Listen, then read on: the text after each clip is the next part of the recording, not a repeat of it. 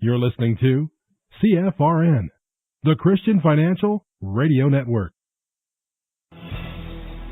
Good afternoon, traders, and welcome back to the CFRN Emini Futures Cast. This is the daily broadcast of Indeterminate Length, where we discuss all things Emini, along with some really big ideas on the finer points of trading gold, bonds, crude, sugar, the euro. Joining us today, Mr. Michael Borth. From our trading desk in Chicago, Mr. Burton Schlichter. Now, to get things started, let's go to our host and founder in Studio A, overlooking South Mountain, America's largest city park. Here's Dwayne.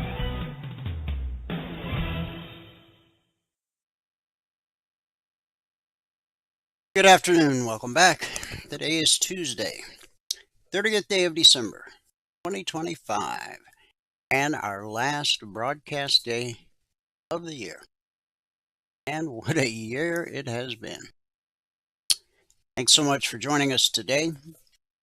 Wherever you are, we're just glad to have you right here, right now. We do 2 live broadcasts every trading day. First broadcast is our live training room.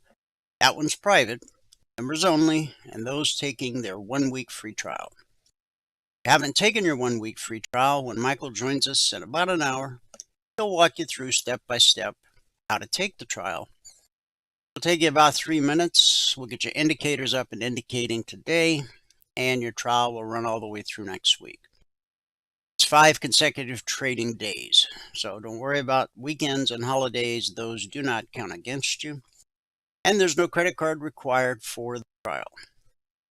I want you focused on what's being taught, so that at the end of the trial, you can make a well-informed, intelligent decision as to whether or not trading is right. Now, when the live training room ends each day at 11:30 a.m. Eastern, take a 30-minute break, and then come back for this broadcast, the noon broadcast, which is open to the public. Everybody, everywhere on planet Earth with an internet-connected device. There's 2 different ways to join this afternoon broadcast live.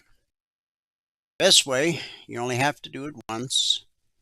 Go to mytradingiq.com, scroll down the page to where it says Noon Broadcast.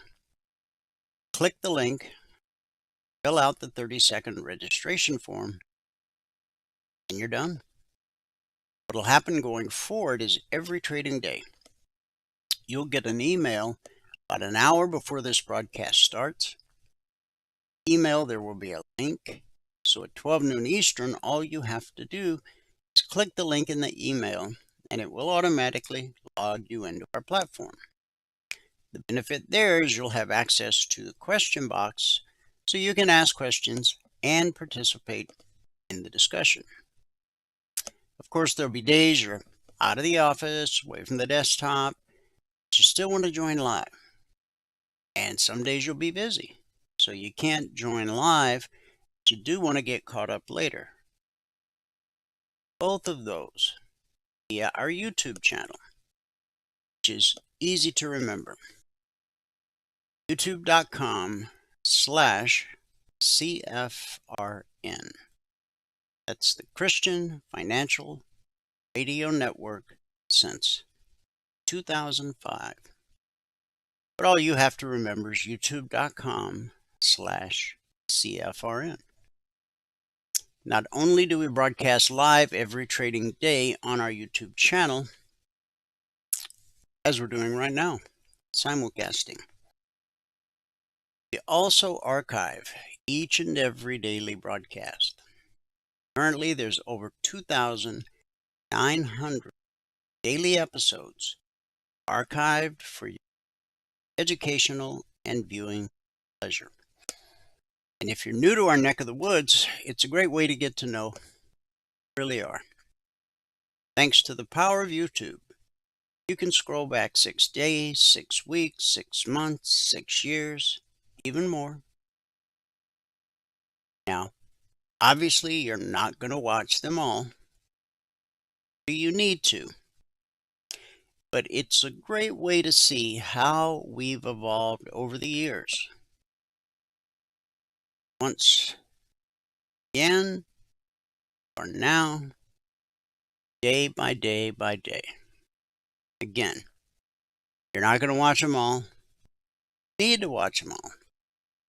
But if you decide to become a member of our family, then you've got the family photo album or video album right at your fingertips.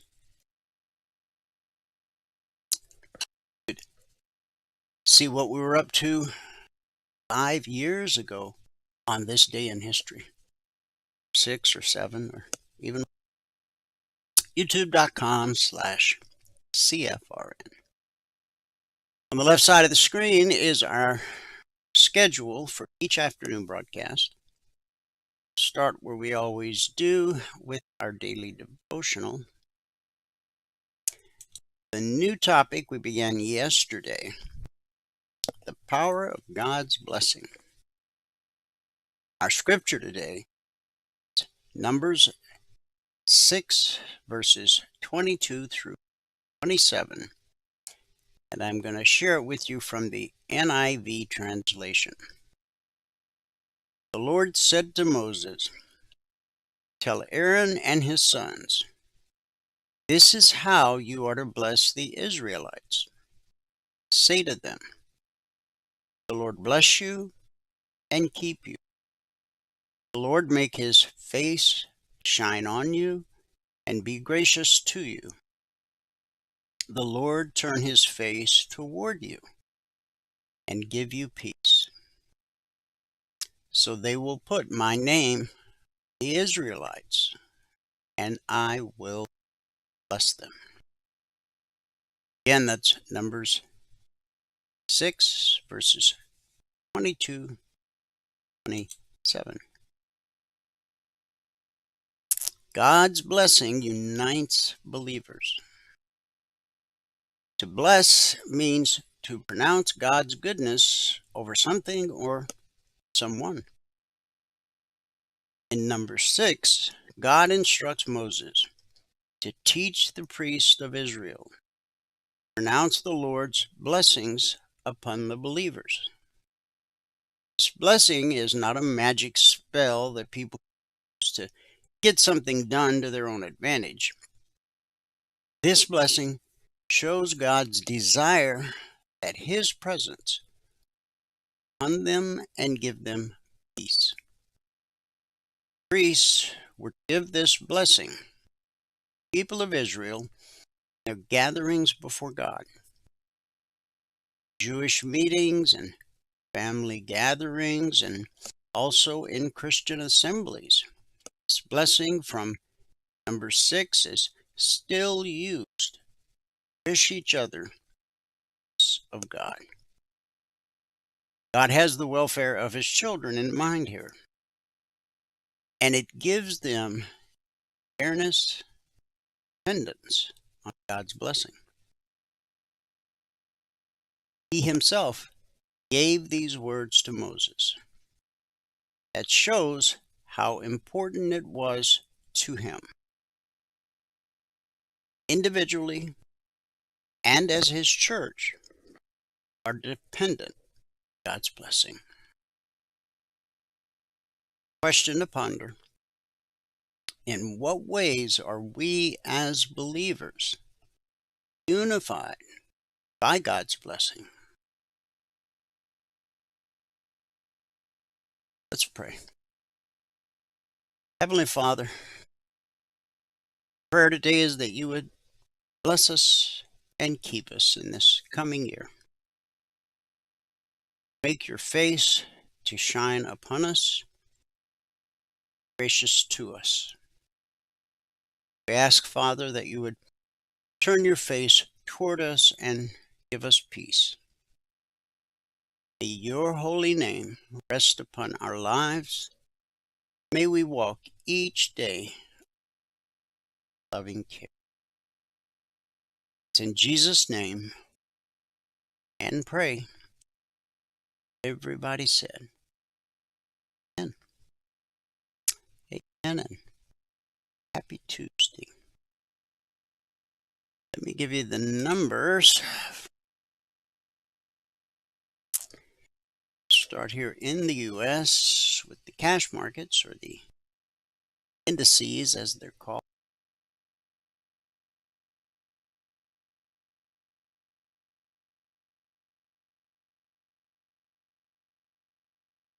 Data loads.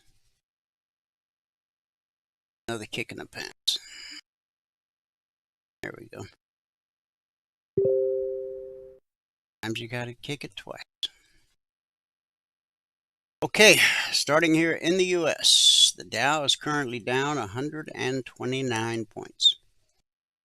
NASDAQ down 11, S&P 500 down 5, Russell 2000 down 6. They're all the same color, but it's pretty quiet out there. In the commodity basket, crude oil down 5 cents, trading 58.03 last. Gold up $51.20, trading 43.94.80 last. That's a gain of almost 1.25%. Silver up $6.60, trading 77.06 last. That's a gain of almost 9.5%. Asian markets at the close. The Nikkei dropped 187 points. Shanghai was unchanged on the session, down less than a point. The Hang Seng gained 219 points, almost 1%. And in the European markets at the close, FTSE up 74, DAX up 109, CAC up 6. So we had a mixed day in Asia. It was a green day. And at the moment, it's a big red radio Tuesday here in the US of A. Take a look at the global news. China's military deployed air, navy, and missile units yesterday in its largest ever drill around Taiwan. Beijing said the operation, dubbed Justice Mission 2025, aims to deter Taipei's push for formal independence and discourage foreign involvement. Exercise follows a record U.S. arms sale to Taiwan and remarks from Japanese leaders about potential defense commitments to the island. Taiwan reported roughly 89 Chinese military aircraft and 28 naval and Coast Guard vessels were present. Live fire drills, simulating blockades and coordinated strikes. Taiwan mobilized rapid response troops and said flights canceled or diverted for more than 100,000 travelers. Taiwan condemned the exercise, saying it threatens regional stability. Those drills are continuing today. China and Taiwan have had strained relations since 1949, longer than I've been alive. China views Taiwan as part of the mainland, while Taiwan maintains it is a sovereign nation. Taiwan sits on key trade routes in the Western Pacific and produces about 90% of the world's most advanced semiconductor chips. Now, we all have great hopes and aspirations this coming new year, 2026. But I got a feeling. That's all it is. It's just a feeling. That between China and Russia, it's not going to be an easy year. Hopefully, everybody can come to their senses.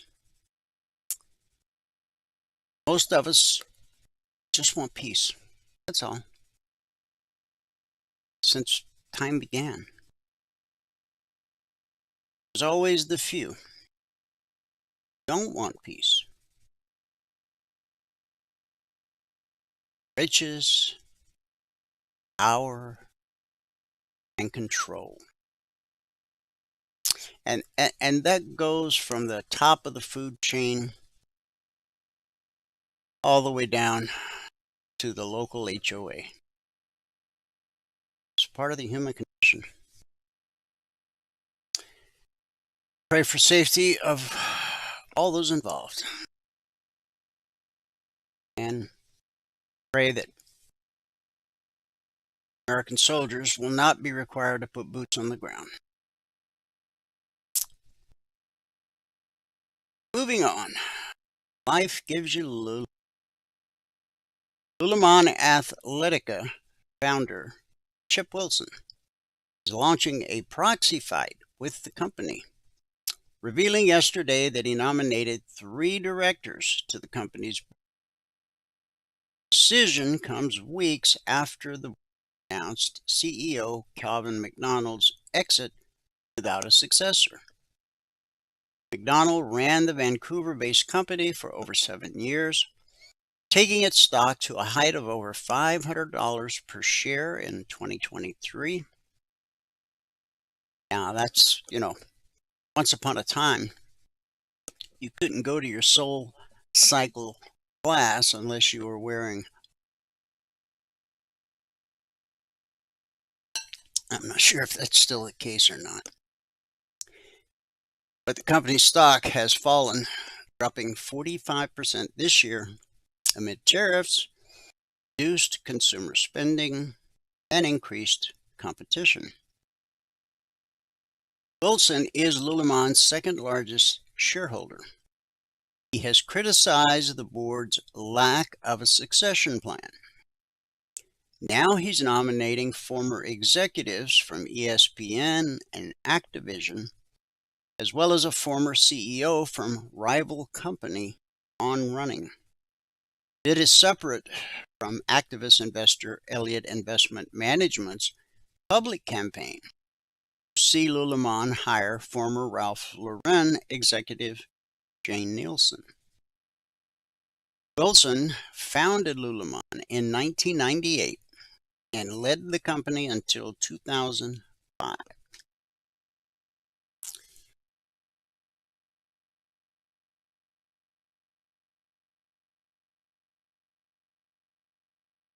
Tomorrow night's New Year's Eve.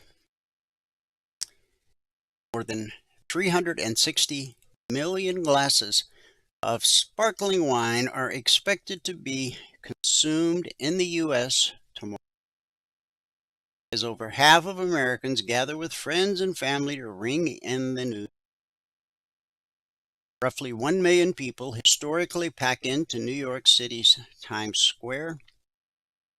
Watch the old crystal ball drop from one Times Square as midnight approaches. tradition that began on New Year's Eve, 1907. This year marks the debut of the ninth and largest ball yet, adorned with 5,280 crystals and weighing about 12,350 pounds. For the first time, the ball will be lit and dropped again at approximately 12:04 a.m. Eastern in anticipation of the U.S. 250th anniversary on July 4th, 2026. Now, as for me and my house, we'll probably be in bed. That ball drops.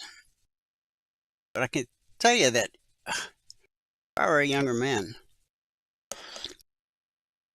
I've been in Times Square, but in this age of heightened global tension and all the saber rattling going on from China, Russia, even the U.S., one place I would not want to be. In fact, you'd have to pay me a considerable sum to be in Times Square Eve. Now, we pray for peace, that everyone has a good time. Did you know that once you enter in the cordoned off areas, you can't leave? People show up early in the morning, get in line, get into Times Square, and there's no bathroom facilities. Imagine holding it that long. Now, I'm sure people have some interesting and clever ways of dealing with this issue, but as a man of a certain age, it's not anything I want to be caught up in, to say the least. Elsewhere in the U.S., communities have put their own spins on the tradition of the ball drop. In Florida, they have a jumbo shrimp drop. In Idaho, they have a potato drop. Celebrations vary widely around the world. Wave jumping in Brazil, onion calendars in,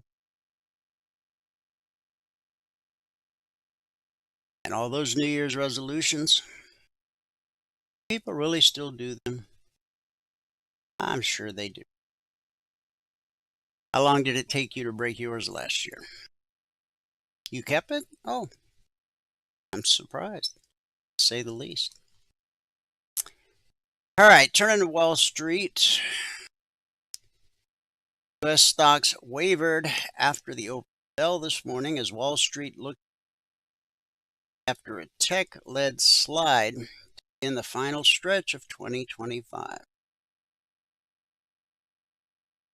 Major Wall Street indexes fell modestly Monday as Nvidia and Tesla led mega caps lower amid a small rotation out of tech stocks. Traders are reassessing and perhaps taking profits before the year. Meanwhile, precious metals rebounded after a brutal day for that trade. Silver futures rose more than 7% this morning after the metal's biggest one-day drop in over 5 years. Gold futures also ticked higher by roughly 1%.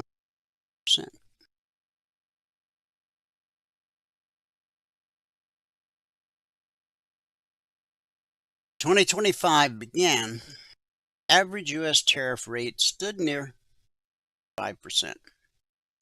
That same rate now stands north of 15% after just less than a year of President Trump's second term in office.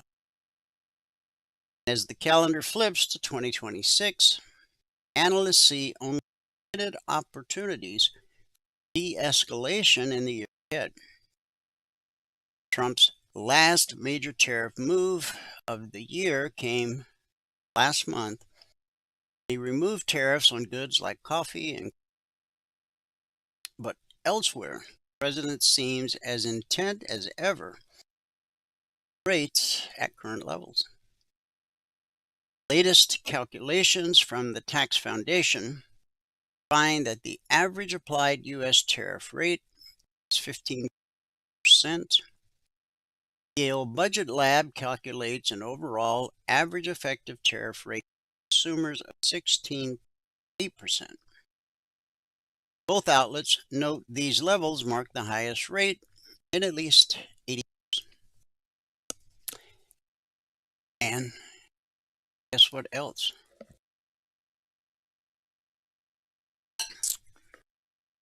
Once upon a time, America survived on tariffs. Is that possible? I'm trying to show everybody, but so many don't want to see it. Because your tax dollars are ripe for fraud, waste, and abuse. Story. Meanwhile, a Yahoo Finance review of tariff projections for 2026 saw 15% prop up again and again as a general planning for tariffs in the coming. In other words, not a major change. As Bloomberg Economics put in a recent note, the global economy will now have to live.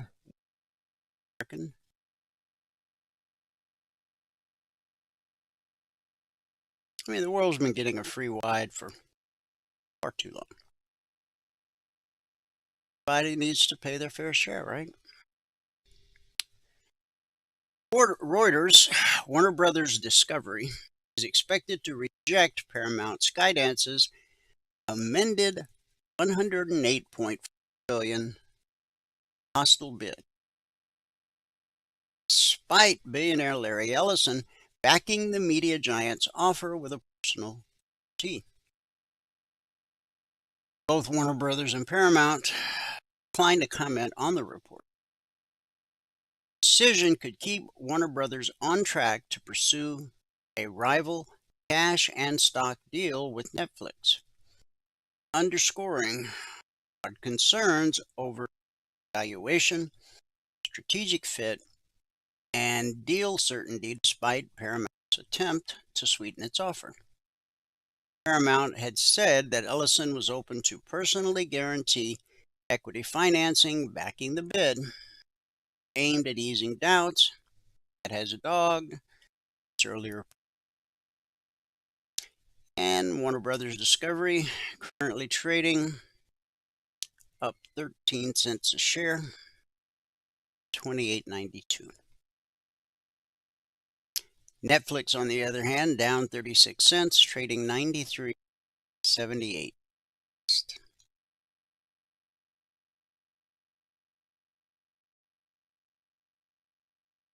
Silver's exceptional volatility in recent days has captured the zeitgeist. Even the likes of Elon Musk drawing attention to the metal's ferocious rally to all-time highs. Metal rose to a record above $84 an ounce early Monday before promptly crashing close at $70, then post-holiday trading. It was one of silver's largest price reversals ever. Prices remain up more than 150% this year. Now the big question is, where does silver go? Well, there's Chinese buying. Surging investor interest in China has been a key driver of silver prices in recent days. Speculators piled into the precious metal, mirroring a similar dynamic playing out in platinum. Elevated buying in the Shanghai Gold Exchange's silver contract in December has pushed premiums to a record high, dragging other national benchmarks along. Blistering rally provoked the country's only pure-play silver fund to turn away new customers last week. After repeated risk warnings went unheeded, the fund's manager announced the unusual step Friday after multiple actions, tighter trading rules, to cautionary advice about unsustainable gains, failed to quell an eruption interest fueled by social media. Raise the margins. Let's see what comes next. Bloomberg, the artificial intelligence trade is moving, and investors seek cutting-edge ways to play it, snapping up technology, pick and shovel stocks as massive cloud service providers pour billions into new data centers. Data storage companies dominated the S&P 500 index in 2025. SanDisk Corp shares soaring almost 580%, make them the benchmark's best performer, with Western Digital Corp in second and Seagate Technologies in fourth. Meanwhile, AI-linked power providers and cable and fiber producers such as Amphenol Corp, Corning, NRG Energy, GE Vernova were among the top 20.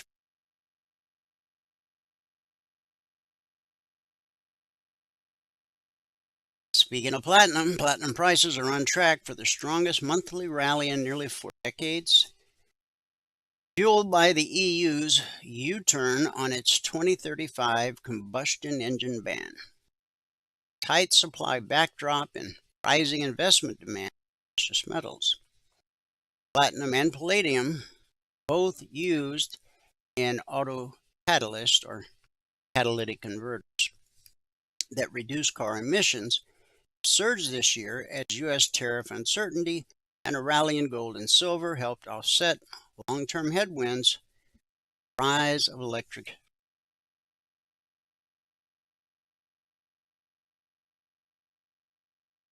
And if you're trying to shop at Walmart, they have a problem. Walmart appeared to experience an outage earlier today. Thousands of customers unable to access retailer's mobile app and website. I checked them both and had no problem. My wife even went there and returned a gift. Didn't fit. I guess it depends on what part of the country you're in. More than 6,500 users reported outages shortly after 7 a.m. Eastern day, according to outage tracking site Down Detector. You should probably write that down, downdetector.com. Anytime you're trying to go to a website and it won't quickly find out if it's your problem or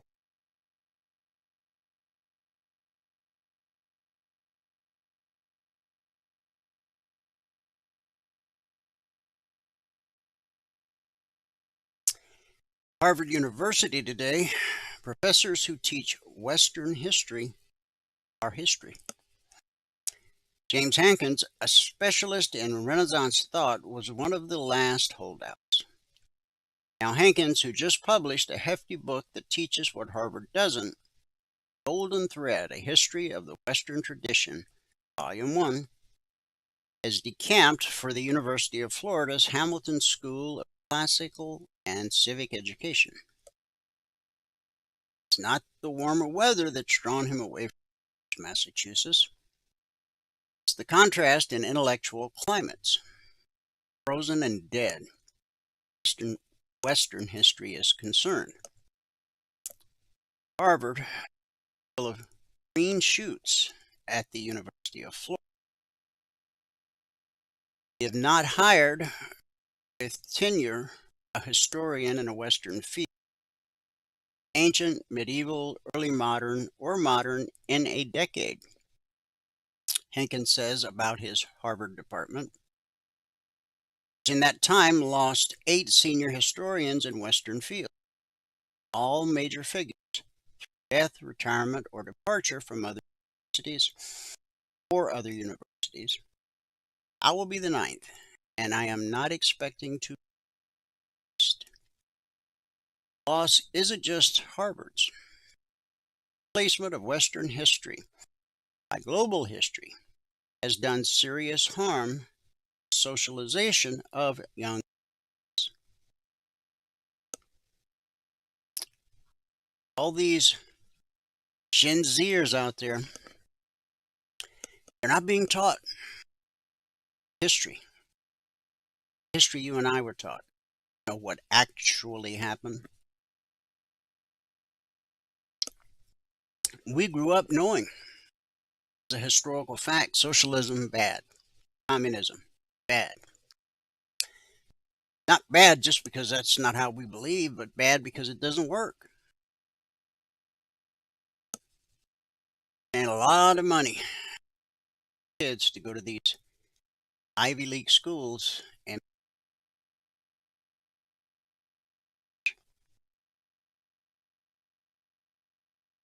schools are not cheap.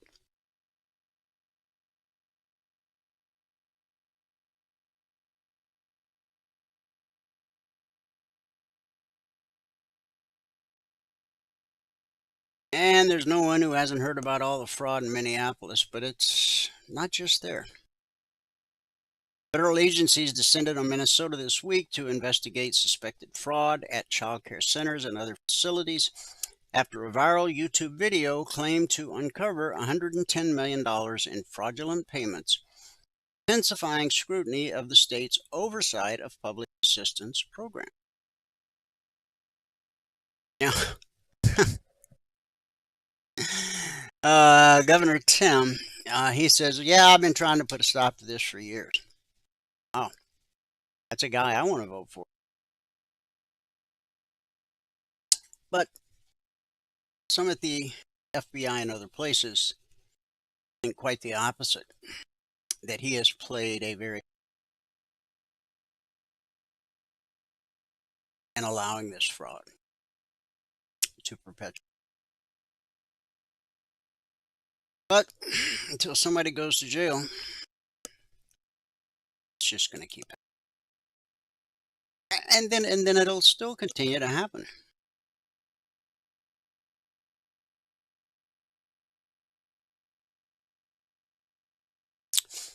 Billionaire backlash is brewing among California's wealthiest residents.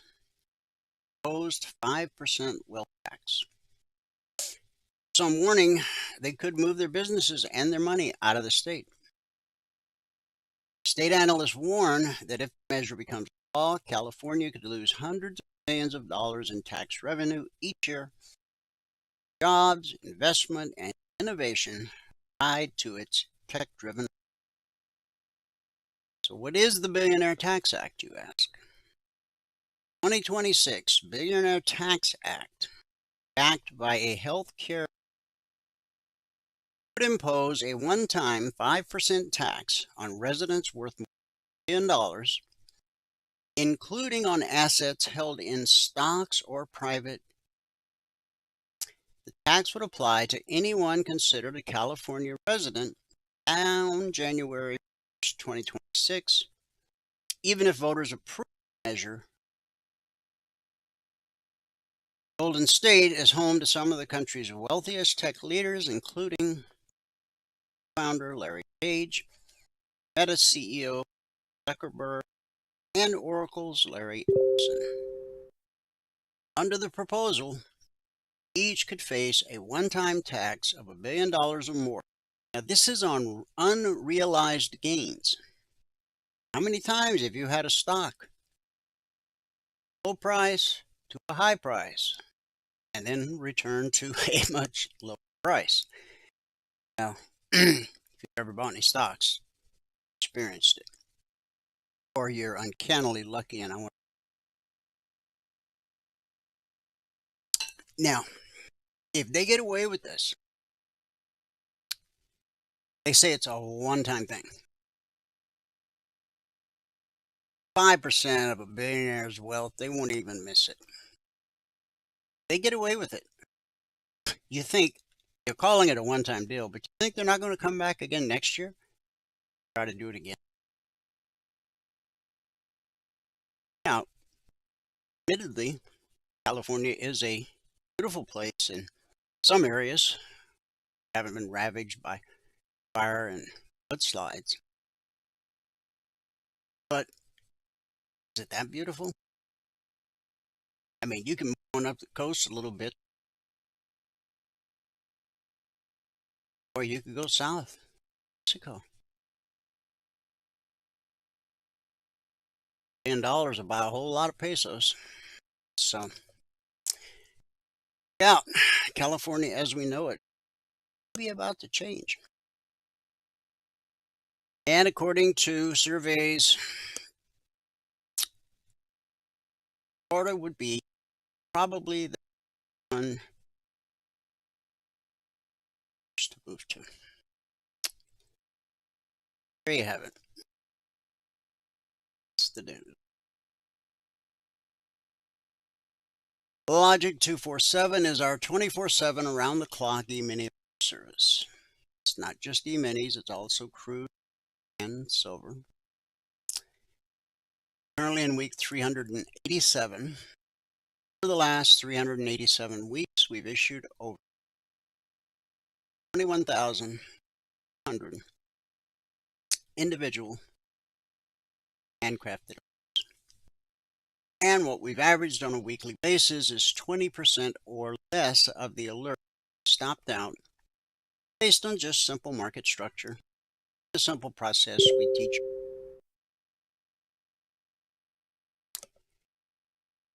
Since the markets opened Sunday night at 6 p.m. Eastern, we've issued a total of 28 logic alerts. Valerie did the recap this morning at 8:30 a.m. Eastern. We were waiting on the outcome of 16. It gave us 12 actionable alerts, of which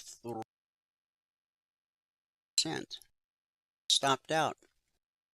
Again, based on simple market structure and the simple process we teach all of our passport holders.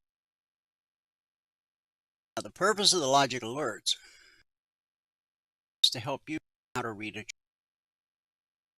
The goal is to trade for a living. You need to be able to understand what the chart is telling you.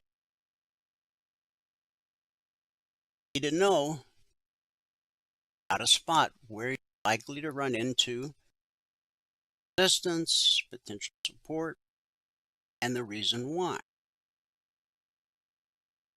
Most people, the first time they look at a stock chart or any kind of chart, it just looks like chaos. There's no words, of course. Sentences, no punctuation. It's a completely different until you understand what that chart is telling you. The goal to be consistently profitable.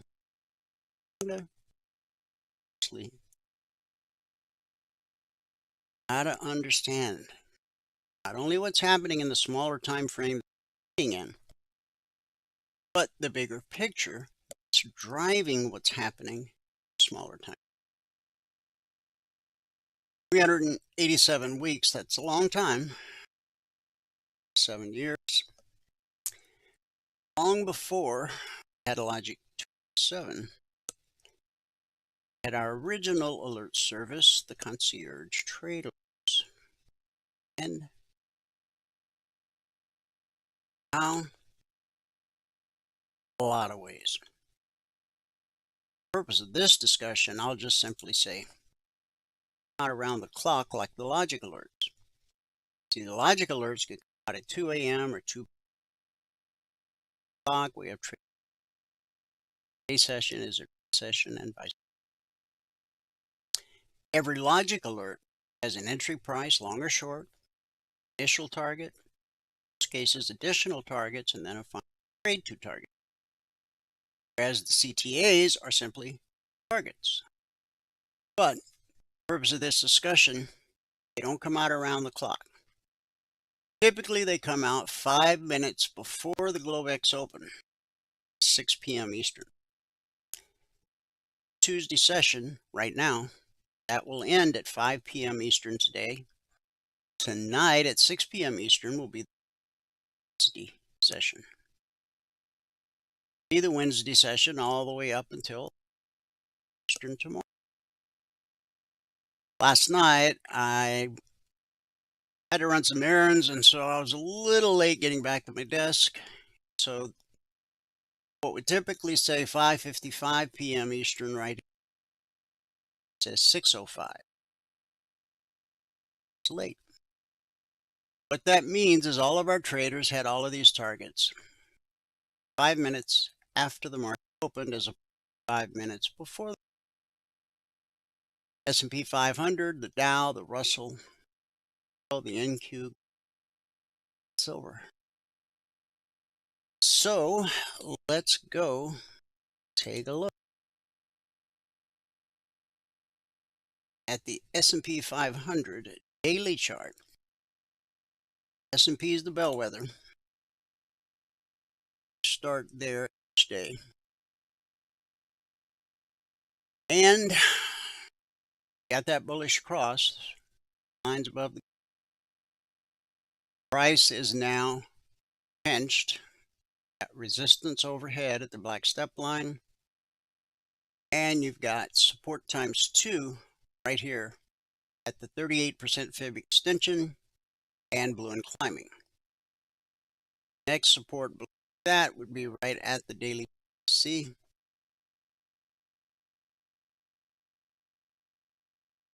Price always reverts to the mean. In our case, the mean is green. Call it the BBC. It just stands for price crosses above the green line, we're bullish. This is below. Simple. Notice right here that the pullback, see, holds more. It's a 6-day pullback that held. Now, notice every one of these daily candles is touching the green. It's a hold. In fact, that 6-day hold, which in itself is very, led us to all-time historic intraday and closing highs. Then we got below the BBC, back held, got another leg, and the pullback. Then we got back above the BBC. Got a leg, black step line, cross blue and climbing. We got a retracement. And when this line, probably about this day right here, and I said this area right here was sticking up and a wick sticking down, this horizontal line, I said that's a good place for the market support. And we spiked it a little bit, but find the support. That's why it's important to learn how to read the chart, how to know what to expect, and how to gracefully deal with the fact that 20% of the time or less, best work not going to produce the results. That's where a lot of traders get up. They go and search for the holy. I just need one more thing, one more filter, one more indicator, one more oscillator, then I'll have it nailed. It's a fruitless endeavor. Not going to happen. Can't happen, won't happen. Defies the laws of science, physics. There's too many factors involved. Least of which is every trader all around the world. Sort of the butterfly effect. Flaps its wings in Brazil and you get an avalanche in Colorado. I won't go into great detail on that concept, but certainly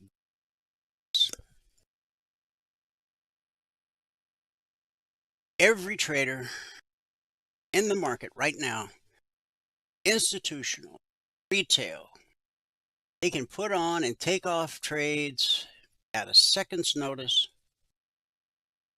Now, retail traders don't affect the market so much except during holiday season. Institutional traders. Imagine a guy puts on, to buy 50 full-size contracts of the S&P 500. And then he gets a little gas, and so he pulls his bid. All the other traders see that huge order drop off the DOM. Oh, he must know something we don't know. So they all start dumping their positions. Soon you got blood in the streets. See, just no way to know what every trader is thinking, doing, and the reason. Got a phone call. His kid's in trouble at school. Gotta go to the schoolhouse. So he pulled. You don't know why he put the order on in the first place. Buy order, it is because he thought price was going to go higher. It's a short, it's because he thought price was going to go. The fact that he pulled that order may have nothing to do with the market itself or what his expectations are of the. There's also a thing called spoofing. Institutional traders with very large accounts. Now, this is illegal, but they do it anyway. Not to get caught. They put on huge, massive. They never intend to let get filled. They're going to cancel them. They actually think price is going in. And that's why you end up with so many trapped traders heading in the wrong direction. So, anyway, low today, 69.40 and 3. So that's pretty close. Say it was 69. Just pretty close to our lowest weekly zone. Lowest weekly zone is right here at 69.15/16. Now the vertical line separates today, Tuesday, from yesterday. Price rises to a weekly trading zone. Expect resistance until proven. Price drops to a zone. We expect support until proven. Now you can see that the ES has done nothing but basically hug this weekly trading zone. Entire session. This was the opening candle last night, 6 p.m. Eastern. So 5 minutes after the market opened, our traders had these targets. It's quite a flat, lackluster kind of session. Not unusual for holiday trade. And of course, everyone's waiting on the Fed minutes to come out.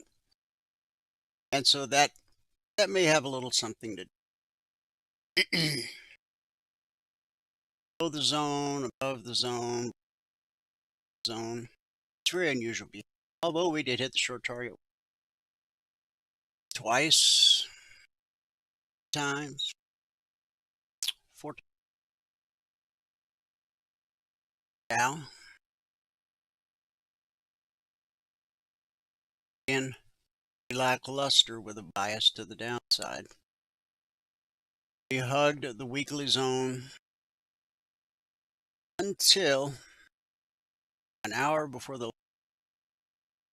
drop to the short target, pulled back to the VPC, the pullback failed, continued to consolidate right at the zone. Zones 48,740/45. Then 9:30 this morning, we had all the way down to here. By the time the 30-minute candle was done, price was back above the short target. 10 o'clock candle. Egg. Tracement. Egg. Tracement. Bottom going on. Pull back to the VPC holds more often than it doesn't.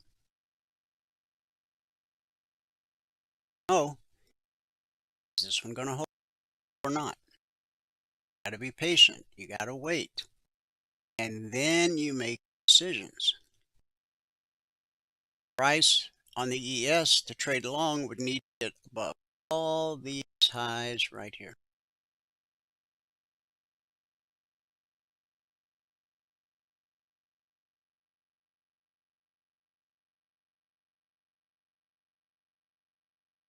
Kind of like that.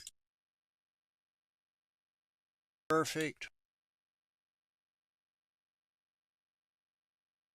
See, you can plan your work way ahead of time. You have to stare at every tick. Let's get into this area.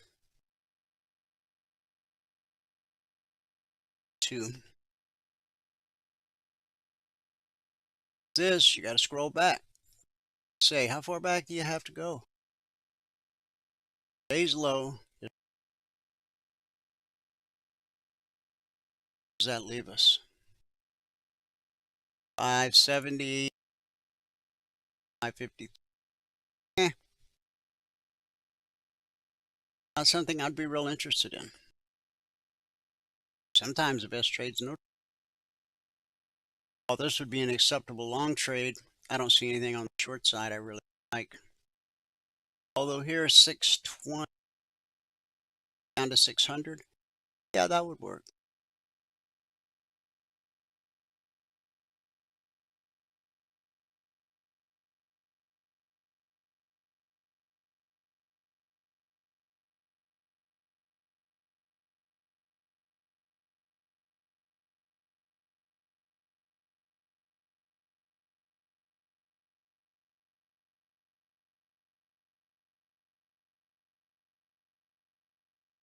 Can't get it exact. Let's try one more.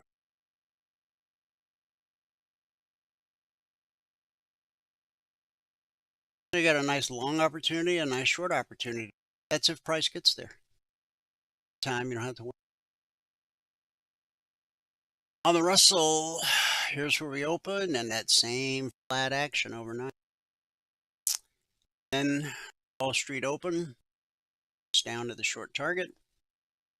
We spiked it, bounced. Next candle, it's down to the weekly zone at 25.26/27. Support will always send the market looking for resistance. And red and falling, attempting to take us back to zone, but have a development. Notice how on the way down, the step line and red and falling, we're running much parallel. Like this. What's happening right here? Black step line is crossing. When the step line crosses red and falling, you should expect a retracement back to the C. Just like over here, got a cross of the black step line. It's red and falling, and what does it do? Back to the VC. Happens over and again, never-ending cycle.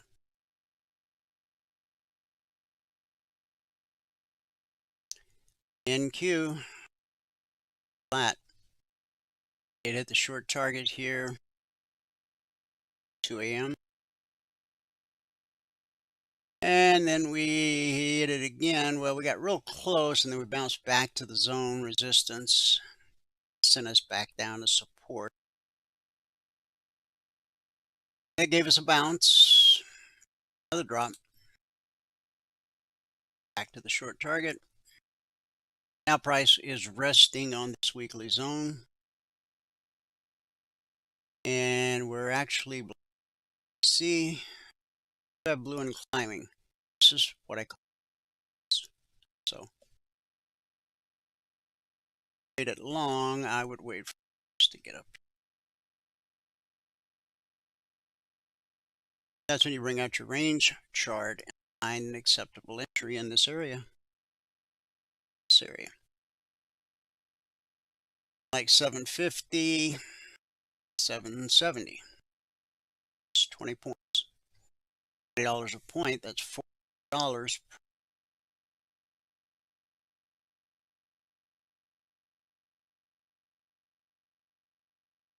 Oops, my mic wasn't on, so you didn't know I was here.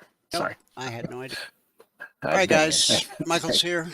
He's going to give us a recap of what happened in the live training room and do a little live trading as time and the market. And then I'll come back. I'll finish up the recap and up for the. All right. And bring it over here, and there, and there, and here. Here we are. Okay, looks good. All right, here we go. Good afternoon, everyone. Today is Tuesday, the 30th day of December, 30th and final day of December, for us anyway, of 2025. All right, so if you have not taken the free trial, again, if you take the trial now, you get it all the way through next Friday. All right, so if you're going to take the trial, now is a great time to take it. If you do take the trial, you should actually show up for the days that we are going to be there, because we did have people who took the trial and didn't show up yet. So now they're not going to have, tomorrow, the next day, and they'll have Monday. Well, they'll have all week next week. But anyway, if you want to take the free trial, click on the purple button. There's no credit card required. Once you click on that, you'll be brought to the registration page. On this page, all you need to do is fill it out. Down here at the bottom, give us your TraderView login ID. Make sure you give us that. Okay. If you don't have that, click on this. Go get that.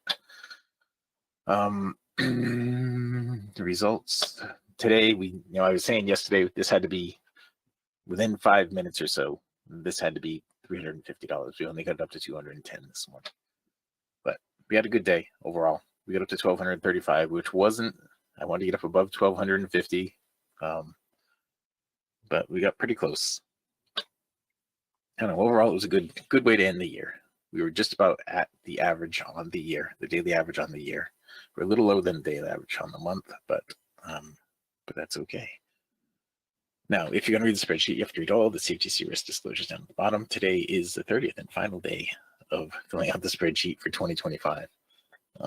We made 4 ticks on the NQ, 6 ticks on the YM, 131 ticks on gold, and minus 10 ticks on the ES. That puts it $1,235 this morning with one contract. Today it took 2 minutes and one trade to get to $210 with one contract, or $2,100 with 10 contracts. Now that was a 21 tick gold trade is what we ended up with right there.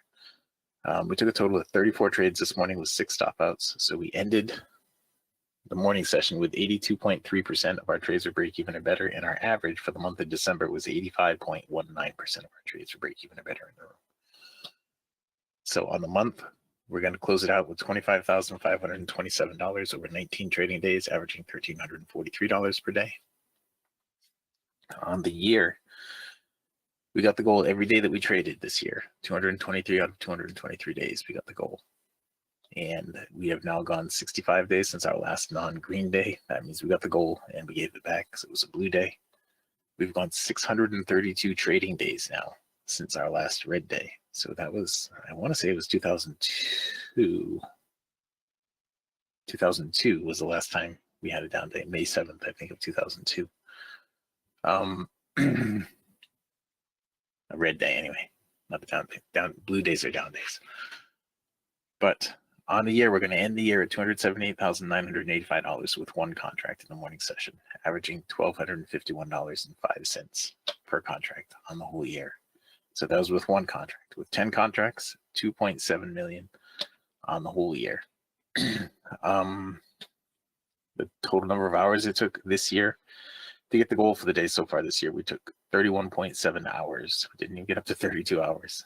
So I think you get 32 before you can get benefits, right? I don't know. Well, 31.7 hours it took all year to get to the goal for the day. So we had 751 trades, 5,109 round turns. And that would have gotten you, if you did everything exactly like I did, to $237,174, right? Trading 12 contracts, ending today with 12 contracts. Starting up in January, we'll start again with one on Monday. All right, we'll start again with one contract. But I'm going to start with 10. I'm going to do 10 again all year. And I'll go through the evolution of what we had in 2025 in just a minute here. But we averaged $7,481 per hour is what we ended up getting the goal for the day. At one point, we were higher than this. We got pretty close to getting back up there today. If I would have had just a little bit more here, I needed to be 350, I think is what I needed to get.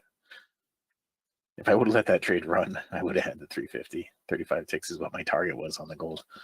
I would let it run. We would have had it all. But I guess I could have put my stop at +9, and then I wouldn't have gotten the gold for the day on the first trade. And we could let it run, see where it went. Anyway, it doesn't really matter. We had a great year. Man, the results in here so far, we're averaging $148 per session. Since I started keeping track of this, in the 15 or 20 minutes that we have to trade in this session. Today we're probably gonna have less time than that, so I'm gonna keep an eye out here and see what we have for trades, because I wanted to do something with you guys that's a little bit different today. Seeing it's the last day of the year. For those of you guys who weren't there this morning, just kind of go over the evolution of what we did this year in 2025 and how we started out the year and how we worked our way through the year with the different trades, and how I think we're going to end up working our way through. Now that we have one president, we're not switching presidents in January. The volatility should be relatively consistent, and for this year and for 2026. So, without further ado, let's get into the trades that I did take. Now, most of the trades were on gold. On the ES, I only took one trade and I stopped out. So let me show you that one right there. One trade and I stopped out on the ES. On the NQ, I only took 5 trades. And here they are. The first one was right there. We picked up 1 tick on the first one. Then 12 ticks on the next one to get us to 13. And then it looks like 8 ticks on the next one to get us to 21. And then I don't show it in here, but we stopped out. That brought us down to -4. And then we had a +8 right there that got us to +4. And that is where we ended it on the NQ. Now, I'm not going to go through every trade that happened during the right value, so you can just go through right here. It's all right here. We have FOMC meeting minutes coming out here in a little while, guys. Okay, and that was it on the NQ. So I did the ES and the NQ. Now on the ES, I was looking for to get up above this level right here. All right, I'll show you. Okay, we hit that level twice. I was looking for to get up above that level. And when it does get up above that level, this is what I think it should do. I had put a bullseye out here on this, on this earlier. There it is. Right here is where I think we should. This is after the meeting minutes come out today. There's going to be some sort of catalyst to get us up here, but I'm thinking this is where it wants to go to. Now it's got all these levels of resistance that it's going to hit. This one right here that's bounced off of a couple times today. It's going to get through that, and then that, and then that, and then that. This is where we should get to. But like 2:30 in the afternoon today, maybe. We'll see how that pans out. But next market, we'll go to the ESNQ, the YM. We'll end with gold today because gold had most trades. Let's hit control and back on this. Now, I don't see any questions in here yet. So, all right. So on the YM, we started out with a stop out -15. I picked up 1 to -14. Then another 1 to -13. Then we had a good trade right there that got us from -13 to, I don't know, which is, looks like 7. And then we went from 7 to 17, then 17 to 19, then 19 to 20, then 20 to 21, and then we stopped out again. So somewhere in here, there was one more good trade and then a stop out. When we stopped out, we went down to 6, and that's how we ended it on the YM. During the break, you can see in here, there was nothing happening here during the break. Nothing much. Okay, and that was the YM. All right, so gold is where we had the majority of our trades today. Gold still had a little bit of a spread, but not quite as bad as yesterday. So go back to the beginning of gold here.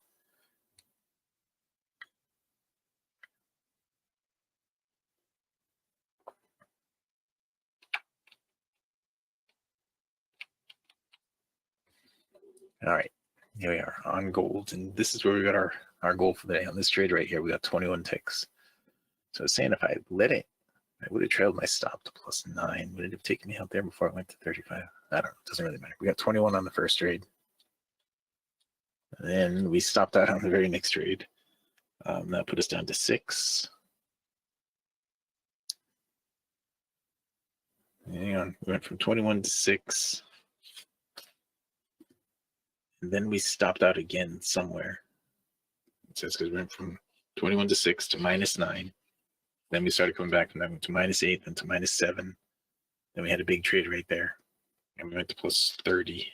We had a 37 tick trade right there. We went to +30. So there was another stop out in here somewhere. And it's +30, and then to 31.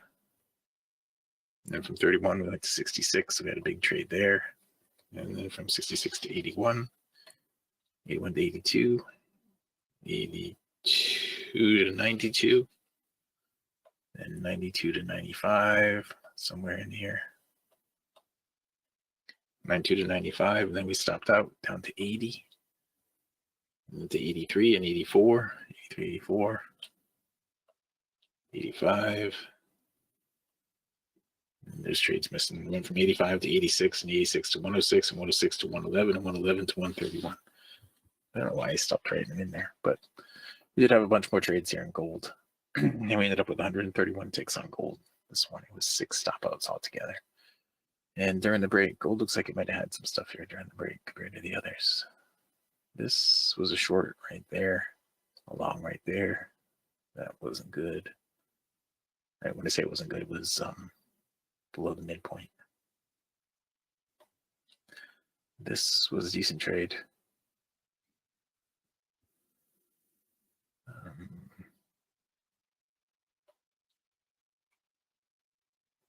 That was a good trade right there.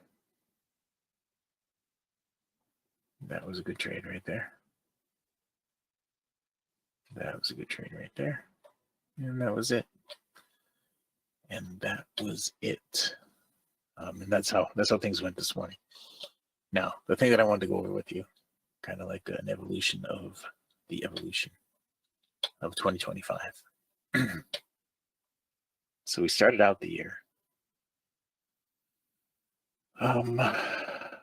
We actually started out the year with nothing up there, and down here, we didn't have the midpoint yet. Okay. So we'll just go into how we went through the whole year. Went like this. All right, now at the very beginning of the year, at the end of 2024 and the beginning of 2025, they said we're going to do things different in 2025. And in that, we weren't waiting for the bar to close in favor of the direction we were taking the trades when it got to the direction where it should reverse. And we were doing it using divergence between the ultimate slingshot and the trigger. And I started out trading 10 contracts in January as opposed to 1 the year before that and the year before that. Actually, in 2024, I started out trading 13 contracts. I started with 1 in 2023. But so 2025, we started with 10 contracts. I'm going to do that again in 2026. 10 is the right number. But what we were looking for here was divergence between the black line and the blue line. If you guys remember, we're looking for the blue line to get into the overbought by itself. You would sell the open of the next bar. Get into the oversold by itself. You would buy the open of the next bar. Overbought by itself. Oversold by itself. Buy the open of the next bar. Buy the open of the next bar. Sell the open of the next bar. That is what we're looking for. So all these kinds of trades right here. We would buy the open of the next bar there. You'd buy the open of the next bar there. You'd sell the open of the next bar on this one. You'd buy the open of the next bar on this one. See, I'm looking down here at the trigger / slingshot. Right there, you would sell the open of the next bar. Right, we weren't waiting for the bar to close back down. We're waiting for it to get up into the overbought or get down into the oversold by itself with divergence. That's what we're looking at. And so this stuff works great in chop, right? But it doesn't work well when the market starts to trend. And the reason it doesn't work well when the market starts to trend is because when it's trending, you have longer leg lengths. That gives you the flat spots, right? Flat spots like that right there. Down here, flat spots like that one. Trying to draw on it, but it won't let me. Flat spots like that and flat spots like that. Now, if you get a flat spot at the top, the pullback is likely to be a little deeper, and that's going to create a flat spot at the bottom, right? And the flat spots is where you stop out with this particular setup. Now, if you go back here and look at this from the trade rules, that was the most aggressive. No YBR. You got to have divergence between the blue and the black. And when the blue leads into the overbought or oversold, that was the most aggressive. Okay, And that is what it was like. The markets were really choppy in January of last year. Before Trump became president, when Biden was still there, and all that was going on, and Carter had died, and all those things were happening back then. Markets were choppy, and this worked great in chop. But then it started to trend, and then it was trading a lot. So to avoid over trading, we added the context, right? The YBR. So if you're above the YBR in the green, you're only taking long trades, right? When it goes down into the oversold by itself, right? You're only taking long trades when it goes into the oversold by itself, or short trades when it goes into the overbought by itself, like this here, like that there, the red background. Right now, I don't think we had the red and green background at the beginning. I added that later on. My chart's just kind of hung up here, but I added that later on. And that was the next iteration. That was to stop us from overtrading and to give us a directional bent toward the whole thing. The aggressive trend trade. So it was a trend trade now. This was the most aggressive. It didn't matter what the trend was because it was chop. So you were just trading back and forth and back and forth. And then the trend trade cap came when we added the YBR. You see how the background color is not there? But we added the YBR with no background color. And then we're looking to trade when price went into the oversold by itself, when the blue led into the oversold by itself. You see the dark color here? That's the dark color there, the dark color there. Those are trades that triggered the number 2. All right, and that was to stop us from overtrading and all that stuff. Now, something just happened here. That stopped me from being able to do anything with my chart. Hopefully the audio is still working. I think it is. So that was what we did there. All right. And then we were still getting a lot of trades, and we decided to go with a more conservative look because it started to trend a lot. We started getting a lot more trending markets. And that is what brought us to this. Trading only in the direction of the YBR and only when it comes out of the overbought or oversold. So we didn't need the range. We didn't need the ultimate slingshot anymore. Okay. At that point, we just needed the range trigger. And to prevent us from overtrading and from picking, and to allow us to pick the better points, that is when I had started using this, right? And I started drawing all these in for you. In the room, I would draw all these things in as price was moving around. I would draw these in, and I would say, okay, well, this is where we're looking for it to pull back to. We're looking for it to pull back to this 50% retracement level. And that's what we want to trade off of, right? I kept saying that and saying that and saying that. And then finally, I created the midpoint, and I added that in down here. We had the retracement levels, the midpoint. And that's what brought us to where we are now. So that was the evolution of our trading in 2025. Okay, that was the whole year in trading in 2025. I'm going to flip out of this and flip back to it because everything's all locked up on me. So now we can just get in there and trade a little bit and take some of those trades. We only have 11 minutes left. But we could still have the trade here. We could have something here on the YM on an up close. Would be a trade. Nothing here on the gold right now. Nothing here and nothing here. So on the YM, we're in the oversold. We completed the cycle going down. We're in the oversold and we're at the midpoint. What we need is an up close off the midpoint. Okay, an up close off the midpoint is what we're looking for. Okay, you see how things have completely slowed down here. These markets are just crawling today. Right now. And this is why this is the last day for me. We need an up close here on the YM. An up close on the YM is what we're looking for. Okay. And hopefully we'll get that. We'll see. You know what I wanted to look at? I haven't traded silver all year. But I throw silver on here. How much is silver per tick? Anybody? We're on the G contract in silver, right?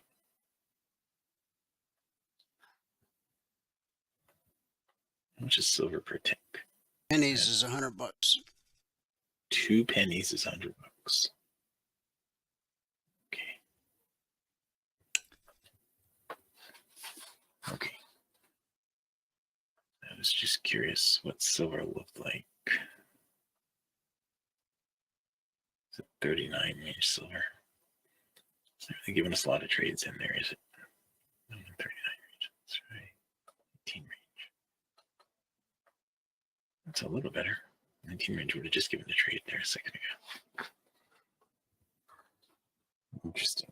It trades in half penny.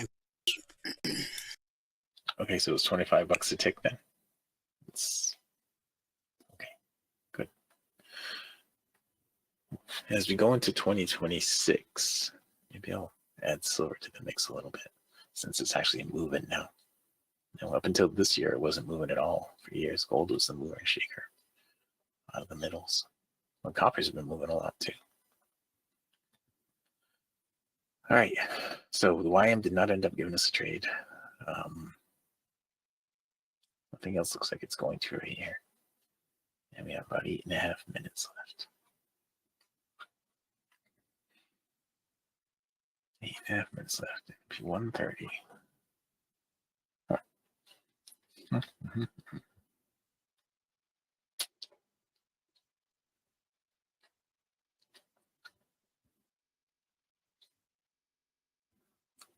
We have the meeting minutes come out at 2 o'clock this afternoon. I think the markets are just going to be stagnant until that happens. And then there's a catalyst that I don't know, I don't know how many more opportunities Powell's going to have to actually do anything that's going to move the markets. When does he's done in March, right? Is it March that he's done? I think it's the end of May. Oh, it's the end of May? Oh, wow. Okay, so he's got more opportunity. So he's going to have his end of year. Well, he won't be talking, but the meeting minutes. Well, the end of May. He's got all the way till then. Well,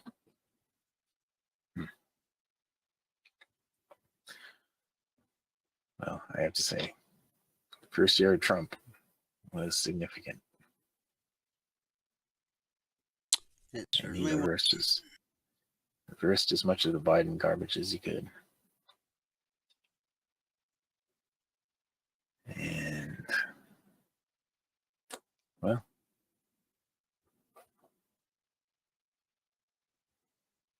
on the NQ, we just don't have anything. Nothing is coming together for a trade right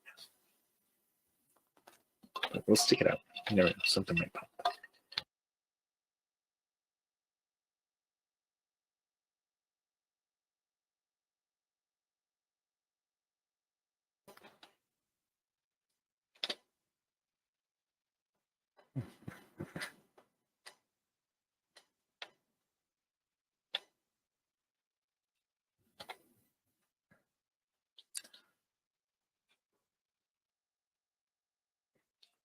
So you have any plans to go anywhere or anything for New Year's, Dwayne? Nope, not a thing. No, see there. Apparently there's an illness in Raleigh. And actually, I've been told that there's the flu's going around pretty bad around here. And COVID. There was one place that was shut down because of COVID in Statesville yesterday. Christina was telling us. So I'll just stay home. Stay away from people. It's safe.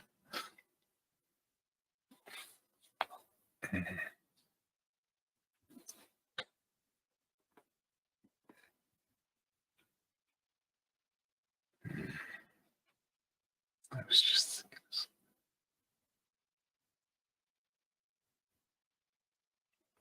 All right, so gold is almost going to trade for us here. We're at the midpoint. We just need a down close off of that.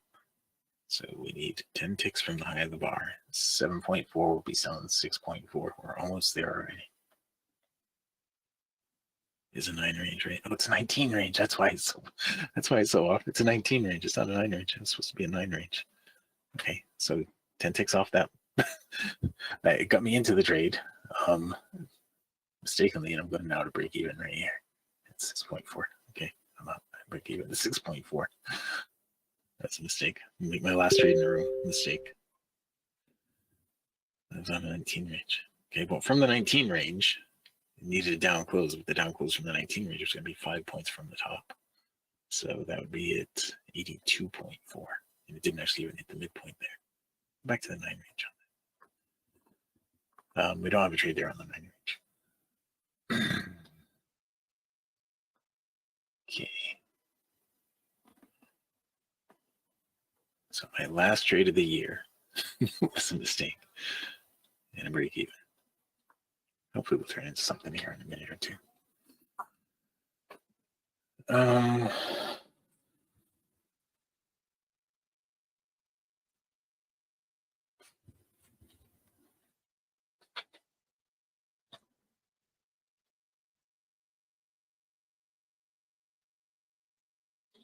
All right, it looks like we're going to flip the YBR here. We really kind of need to right now. We didn't, but now that we didn't, it's going to go down and hit the oversold and come back. The YM's got nothing here on full cycle, but it's got nothing. It's time to give us a trade. We almost hit the YBR right there.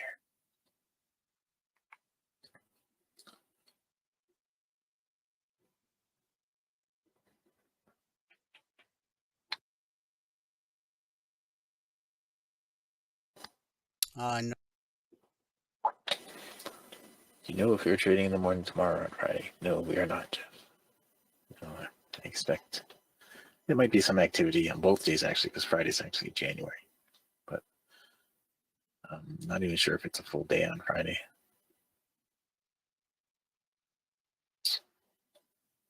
I thought I had read that it wasn't. I thought I had read that it was half. But either way, we're just going to be off until Monday after this session. Okay, today is the last day of rooms and sessions for 2025. Now, we will be available online through Telegram and stuff like that, as we always are. But this should flip the YBR right here on the gold. Okay, and the YM has gone full cycle now. It did flip the YBR on the gold, so now we need it to actually give us a down close, go up a little bit first, and then give us a down close to get us into the oversold, and then come out of the oversold, crossing above the midpoint. Would be ideal. The ES looks like it's about to flip the YBR here too. The NQ needs a down close to get us down into the oversold, and then an up close to give us a trade. Okay. So this didn't work out the way we needed it to on the gold. We did get into the oversold, but we're too far away from the midpoint now. Okay. Is Blake in here because he had asked about that too far away from the midpoint? No. It's not.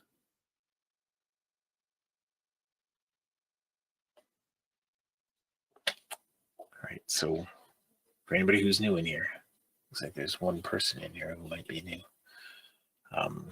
All we're looking for is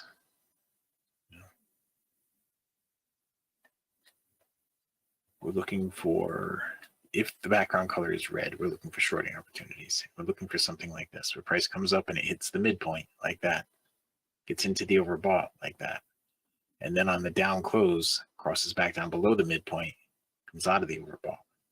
You would sell the open of the next bar. Right? That's it right there. You would sell the open of the next bar. And so that's what we were looking for in here, but we didn't get it. Down here, when it comes out of the overbought like that, see this one right here, what I was saying earlier, that was too high. It was away from the midpoint, so that's not a trade. But when it comes out of the overbought, it's going to go all the way into the oversold before you can take another trade in that direction. That's why none of these were a valid trade through here. Okay, because they had to go all the way to the oversold before it could pull back and give us another trade. Now it's changed directions on us. So what we need now, right here, we're pretty close. We need a down close that hits the midpoint. Or we could actually hit the midpoint on this bar and give an up close and we take that trade. Okay, I don't think that's going to happen, but it could happen. It's possible. But what we really would need is a down close that gets us to the midpoint, and then the next bar close up. That takes us off the midpoint and out of the oversold. That's the trade setup. Okay, and it's 130, so we'll give it one chance here on this gold. And gold's been good to us all day, so bring the gold down over. Watch this one right here. They were at the midpoint. Now we need an up close on this. Right, so it's got a low here of 5.3. We'll go up here to 6.3. Now the low is even further down. Let's see, the low is now at 4.5. So we'll go to 5.5, now 4.0. I don't think it's going to be in a trade. It's too far away. Just cancel it. It's not going to be a trade. The up close is not going to make it up to the midpoint. Okay, it's probably going to flip the YBR and change directions on us. And we ran out of time. All right, so we ran out of time. We didn't end up with the trade today, but this is how we ended up with the afternoon sessions. Here it is. The afternoon sessions are right here. This is how we ended up with the afternoon sessions. Since we started keeping track of them, middle of November, we had 21 days that we actually traded. And of those 21 days, with 10 contracts, we were up $31,125. With one contract in those 21 trading days, we're up $3,112. $3,112 per contract. So that's not bad for 21 days of trading. $3,112. We averaged $148 per contract per session. The session is only like 10 or 15 minutes. So, if you can't come to the morning sessions, or if you're not an active partner, if you're not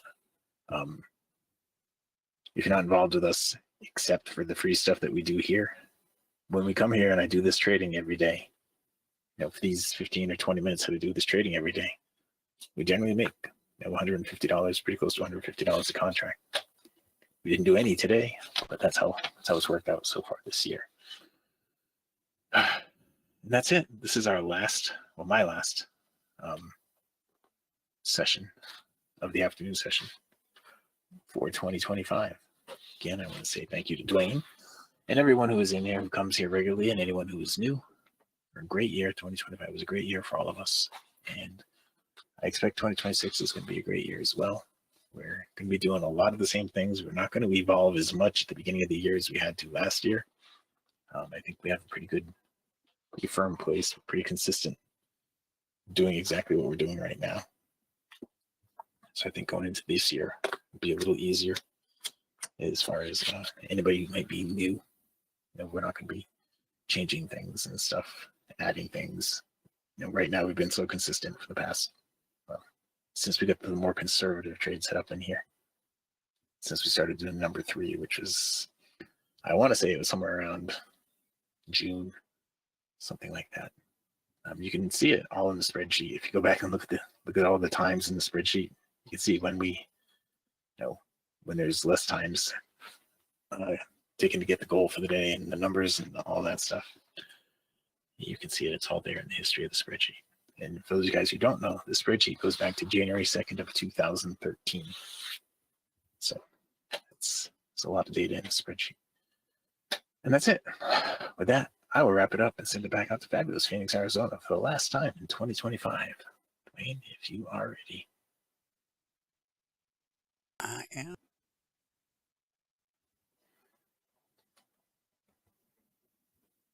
A recap of the morning session. Today it took 2 minutes and 1 trade to get to $2,100 with 10 contracts on. Thank you. Thank you very much. Have a happy New Year's Eve and a happy. All right. All right. You too, Dwayne. You too. We'll see you. All right, guys. We left off with crude, so we'll finish this up. If you missed any part of today's broadcast, when I sign off, youtube.com/CF. Watch the entire broadcast in its entirety. Crude, here's the open last night at above the BBC, leg, a retracement, and a leg. CTA long target to the resistance always sends a market support down at the BBC. Back holds on. That gave us another push of this zone. Still 2 more zones overhead. Let's see, once balloon climbing got above price, it begins to act as resistance. Right here, step line balloon climbing, so you already know to expect a retracement to the BBC. Pullback holds, often than not, eventually it trades through. So now, step line is attempting to cross red and falling, should give us another pullback to the BBC. Then it becomes a question. Got to be patient.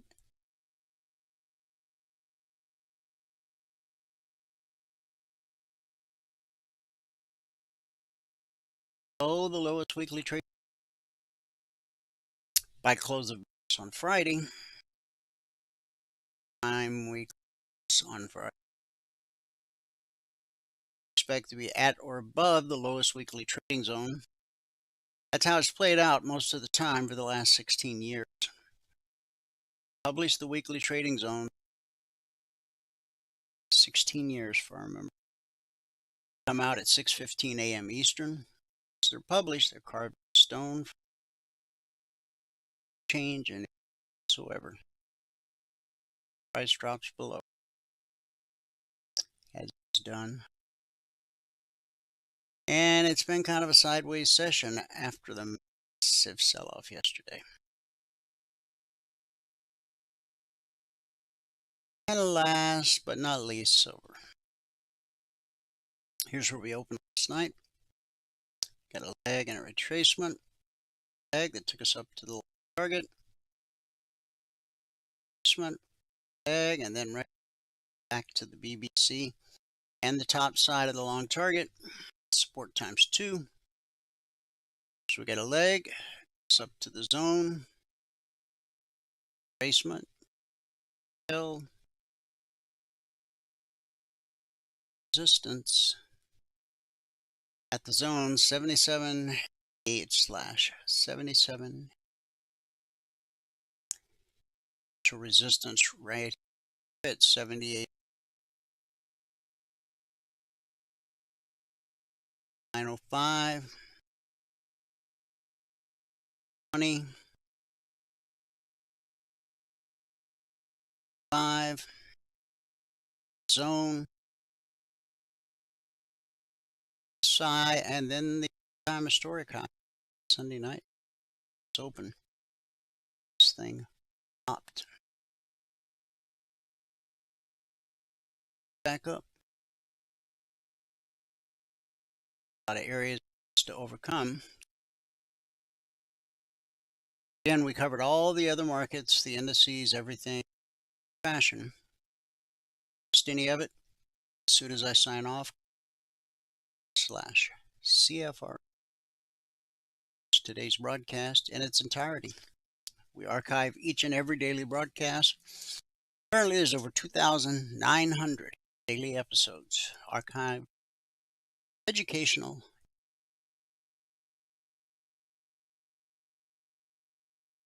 Become a member, email Valerie, support@cfrn.net. Let her member, and she will send you the information you need signed up. To become a member, access to 2 hours of live training.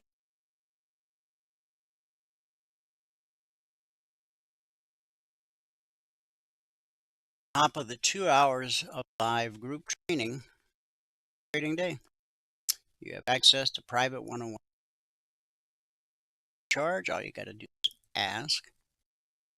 Strategy you learn, the indicators that you use as a passport holder, all and all stocks, futures, crypto. It doesn't matter. Price flows the same across all markets and support, resistance, back to support, back to resistance, over and over again and again. It's just a never cycle. Passport holder, you get the Logic 247 alerts around the clock. How to read charts properly. evening, 5 minutes ahead of the Globex Open. Surge. Last night, there were 5 minutes after the Open.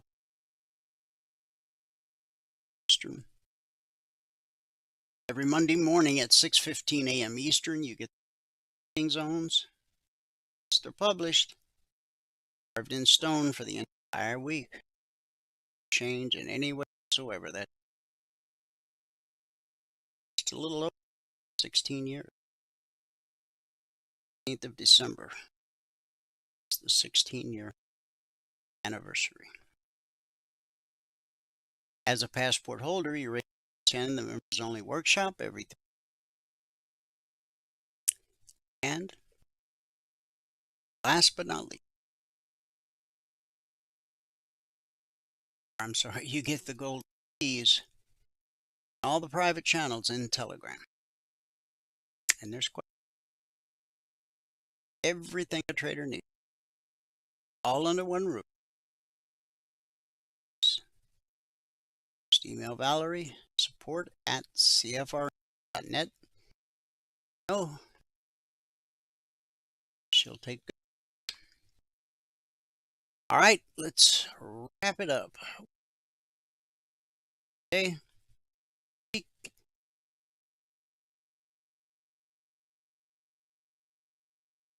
To delegate. Exodus 18:18. Bible says the people stood around him morning till evening. His father-in-law replied, "Something is not good. And these people who come to you themselves out. Work is too heavy for you. Not handle it." Talking about here is learning to delegate. 2025 has left you feeling tired, a little stressed out. Learn. Perhaps you've noticed the signs on the back of trucks indicating their highways even have base stations. Sure, vehicles aren't carrying more than designed to handle. If even powerful tractor trailers have load limits, doesn't it make sense that we do too? Moses, in the scripture we just read, had exceeded his. Constant demands of meeting people, resolving disputes, keeping pace with an entire nation. He had two options: lapse. His father-in-law Jethro gave wise counsel. Figure out and delegate. In other words, don't carry alone. God never intended you to carry alone. Notice Jethro didn't say to ditch responsibility or dump it on just anyone. Effective delegation requires discernment, strategy. There are 3 timeless principles in the story. Number 1, get the right people. Those who are capable, trustworthy, and God-fearing. 2, give them the right task. Delegate according to ability, not convenience. Trust them to do it. Don't micromanage. Empower them. Stretched thin or out. This is God's word. You can share the rest. Trust God.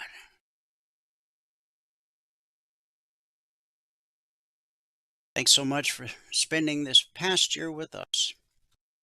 And we look forward to every 2026. Thanks for being a part.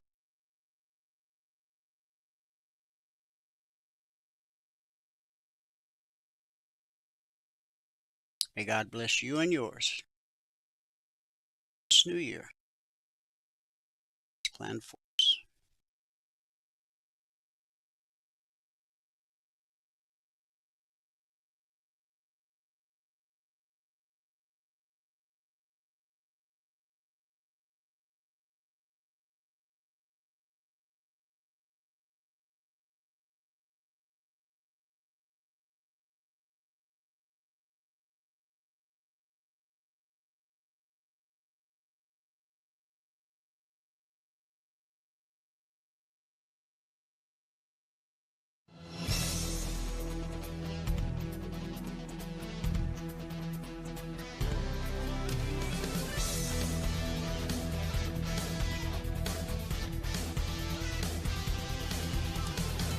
Remember this, there is no greater return on investment than to see a human life changed and given hope. As always, pray hard and trade safe. Any financial information discussed on this show is simply the opinion of our host, Dwayne Reeves, his co-hosts, and guests. To learn more about trading E-mini futures or to take a 1-week free trial in our live trading room, call 1-866-928-3310. 866-928-3310. Information discussed on this radio program should not be construed as a recommendation to buy or sell any security. Always do your own due diligence and consult with a licensed securities broker or financial planner before making any investment decision.